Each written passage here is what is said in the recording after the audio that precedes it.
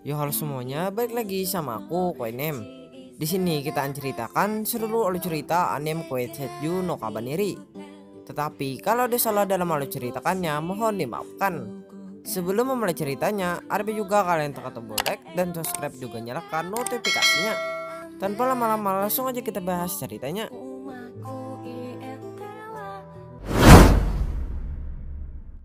Cerita diawali dari tokoh utama, yaitu Ikoma. Ikoma merupakan seorang pemuda yang sangat berambisi menjadi pahlawan, karena Ikoma ingin membantu umat manusia yang pada masa itu sedang kesusahan.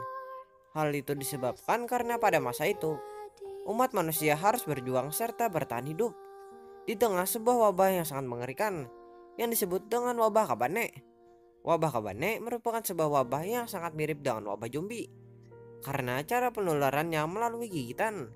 Selain itu, wabah itu pun juga belum ada penawarnya. Lalu akibat wabah Kabane itu, seluruh umat manusia yang masih belum terinfeksi itu pun akhirnya membuat kota-kota khusus untuk ditinggali oleh mereka, yang biasa mereka sebut dengan stasiun. Dan alasan mengapa disebut stasiun adalah karena pada masa itu umat manusia hanya bisa menggunakan kereta api saja. Hal itu disebabkan karena kendaraan yang paling aman pada masa itu hanyalah kereta api saja. Selain kereta api pasti akan ditembus serta dihancurkan oleh para Kabane. Pada suatu hari, ada sebuah kejadian yang dimana Ikoma pada saat itu berusaha melindungi satu orang yang akan dibunuh oleh para penjaga itu, karena orang itu diduga terinfeksi Kabane. Dan karena hal itulah yang akhirnya membuat Ikoma pun dimasukkan ke dalam penjara. Lalu pada malam harinya, di saat Ikoma sedang berada di penjara tersebut, tiba-tiba saja ada seorang perempuan muda yang langsung datang menyapanya. Lalu perempuan itu pun langsung memberitahukan namanya, dan nama perempuan itu adalah Mome.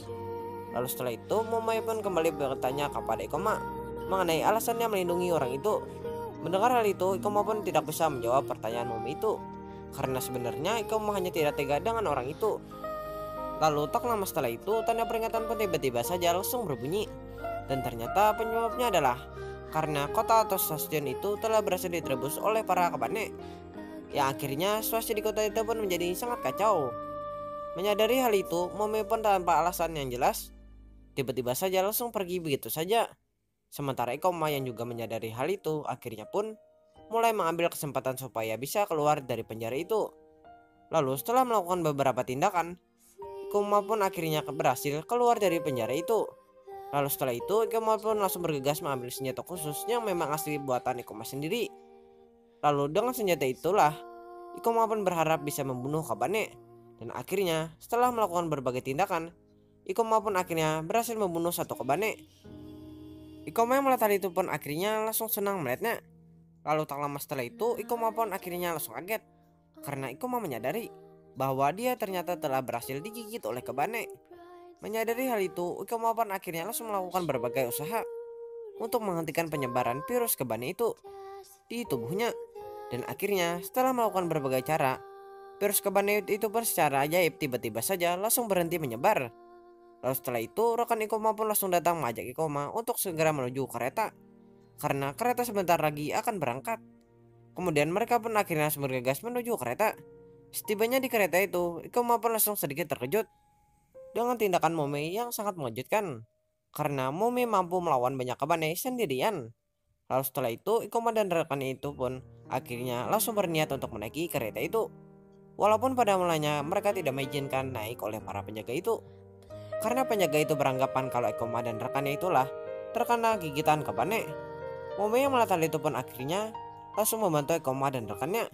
Dan akhirnya berkat bantuan Mome itulah Ikoma dan rekannya pun akhirnya diizinkan untuk menaiki kereta itu. Lalu tak lama setelah itu kereta itu pun akhirnya berangkat. Lalu di tengah perjalanan ada sebuah kejadian yang akhirnya membuat Ikoma malah dituduh sebagai Kabane. Dan akibat hal itu Ikoma pun akhirnya langsung dibuang dari kereta itu. Lalu tak lama setelah itu ada sebuah kejadian lagi yang akhirnya membuat kereta itu pun tidak bisa melanjutkan perjalanannya lagi. Ikoma menyadari hal itu pun akhirnya langsung berniat untuk membantu kereta itu. Dan akhirnya berkat bantuan Ikoma itulah kereta itu pun akhirnya bisa melanjutkan perjalanannya lagi. Sementara Ikoma memutuskan untuk tidak naik kereta itu, sebab Ikoma sudah pasrah pada nasibnya. Lalu tak lama setelah itu tiba-tiba saja Mumi langsung muncul di dekat Ikoma. Lalu setelah itu Mumi pun langsung melakukan beberapa tindakan supaya Ikoma bisa kembali ke keretanya. Dan akhirnya berkat bantuan Mumi itulah Ikoma pun akhirnya berhasil masuk lagi ke kereta itu. Para penjaga kereta itu pun mengetahui hal itu pun akhirnya langsung berniat untuk membunuh Ikoma, karena mereka masih beranggapan kalau Ikoma merupakan seorang Kabane. Melihat tindakan penjaga itu, Mumi pun akhirnya langsung berusaha menjelaskan kalau Ikoma itu bukanlah Kabane, melainkan Kabaneri atau manusia setengah Kabane. Selain itu, Mumi pun menjelaskan juga bahwa dia juga merupakan seorang Kabanere. Lalu tak lama setelah cukup lama berunding, para penjaga itu pun akhirnya mengizinkan Ikoma untuk naik kereta mereka itu, yang akhirnya membuat Ikoma mulai menjalin pertemanan dengan Mumi. Lalu semenjak saat itu, Ikoma pun akhirnya memulai kehidupan barunya di kereta itu. Hal itu disebabkan karena perjalanan kereta itu akan menjadi perjalanan yang sangat panjang, karena jarak tujuan kereta itu sangatlah jauh jaraknya. Lalu selama di kereta itu, Ikoma dan Mumi pun kembali mendapat penolakan dari para penumpang di kereta itu. Walaupun sering mendapat penolakan, akan tetapi Ikoma dan Mumi terus saja berusaha meyakinkan semua penumpang di kereta itu bahwa mereka hanya akan membunuh Kabane saja dan tidak akan pernah melukai manusia. Dan akhirnya berkat usaha Ikoma dan Mumi itulah mereka pun akhirnya mulai diizinkan untuk bergaul dengan para penumpang di kereta itu. Walaupun pada akhirnya mereka kembali ditolak lagi, akan tetapi mereka terus saja membantu kereta itu menghadapi berbagai rintangan dalam perjalanan mereka itu. Dan akhirnya karena usaha Ikoma dan Mumi itulah yang terus saja berusaha membantu para penumpang di kereta itu, yang akhirnya membuat mereka pun mulai akrab dengan para penumpang di kereta itu.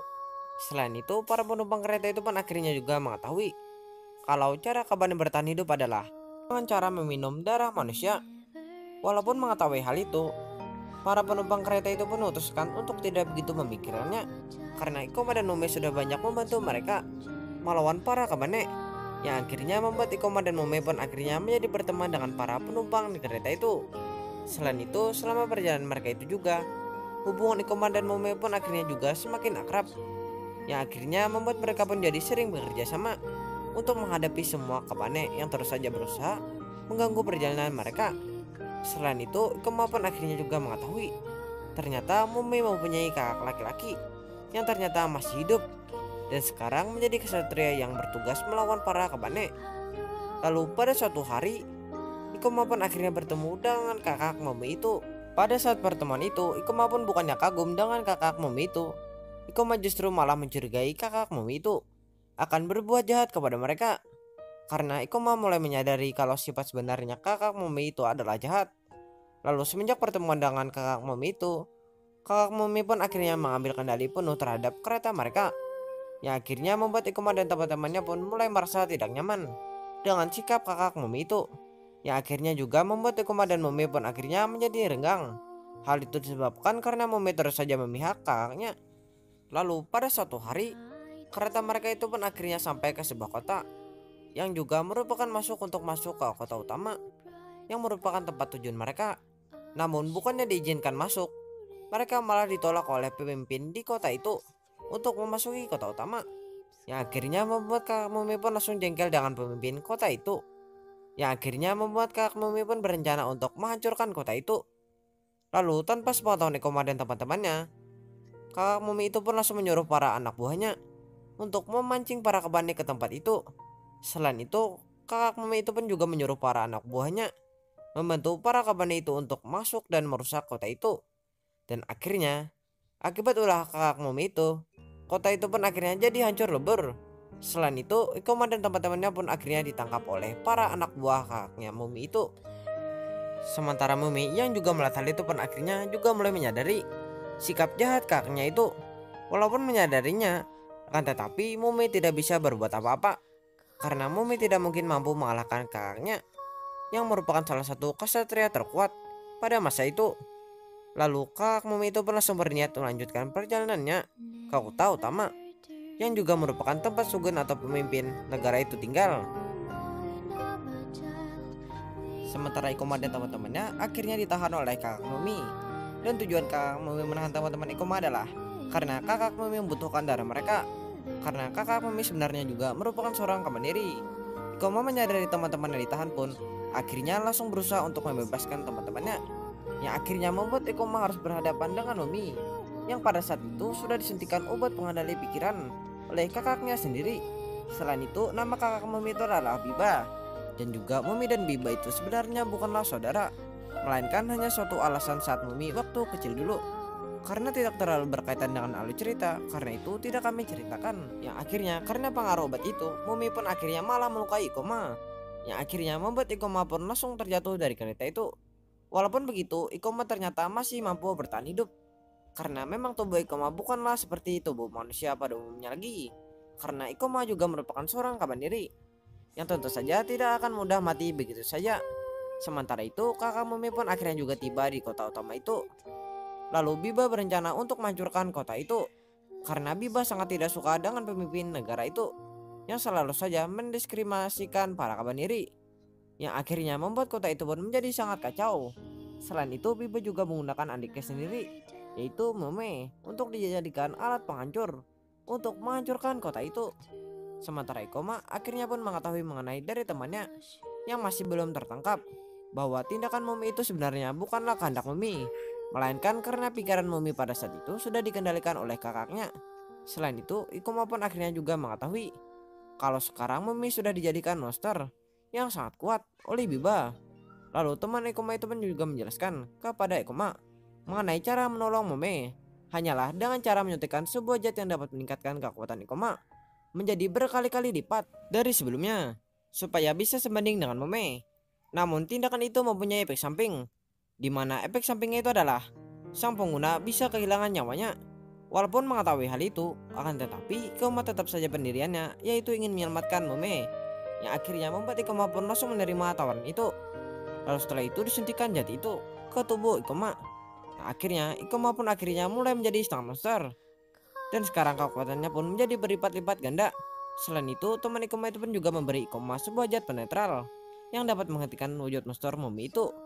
Lalu setelah itu mempersiapkan semuanya, Ikoma dan temannya itu pun akhirnya langsung berangkat mencari Momi. Dan akhirnya setelah melewati berbagai rintangan, Ikoma pun akhirnya berhasil menemukan lokasi Momi. Namun sebelum menolong Momi, Ikoma harus menghadapi Biba terlebih dahulu, karena pada saat itu Biba langsung muncul menghalangnya.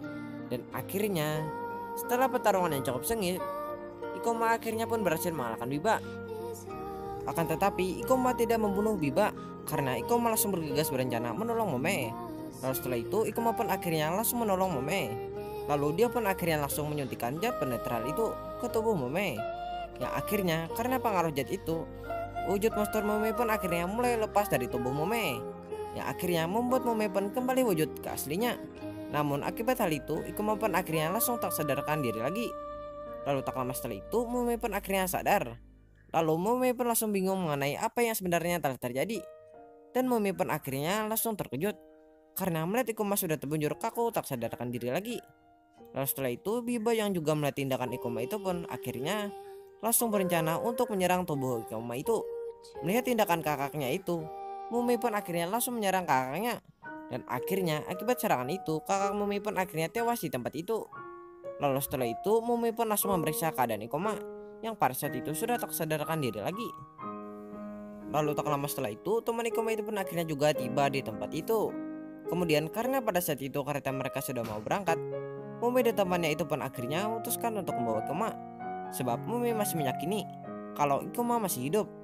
Lalu mereka pun akhirnya langsung menuju ke tempat kereta itu. Di kereta itu, Momi dan semua teman-teman Ikoma pun akhirnya langsung berusaha membantu Momi untuk menolong Ikoma. Namun sayang, semua usaha mereka sia-sia, sebab Ikoma tidak kunjung sadar. Momi mengetahui hal itu pun akhirnya langsung sangat sedih mengetahuinya. Walaupun begitu, Momi terus saja berusaha menyadarkan Ikoma. Lalu tak lama setelah itu, keajaiban pun terjadi. Tiba-tiba saja luka di tubuh Ikoma langsung mulai menghilang dengan sendirinya. Lalu tak lama setelah itu, Ikoma pun akhirnya sadar. Momi dan teman-temannya yang mengetahui hal itu pun akhirnya langsung senang melihatnya. Selain itu, sebenarnya Momi mengetahui siapa yang sebenarnya telah menyelamatkan nyawa Ikoma itu. Dan yang menyelamatkan nyawa Ikoma itu adalah Biba, karena Momi merasakan aura kekuatan kakaknya berada di sekitar tubuh Ikoma. Lalu semenjak saat itu, hubungan Momi dan Ikoma pun akhirnya jadi semakin akrab dibandingkan dengan sebelumnya. Selain itu, semenjak saat itu, Ikoma dan Momi serta semua temannya pun akhirnya memutuskan untuk berpetualang menjelajahi dunia mereka. Dan akhirnya petualangan baru mereka pun dimulai. Dan akhirnya ceritanya pun tamat.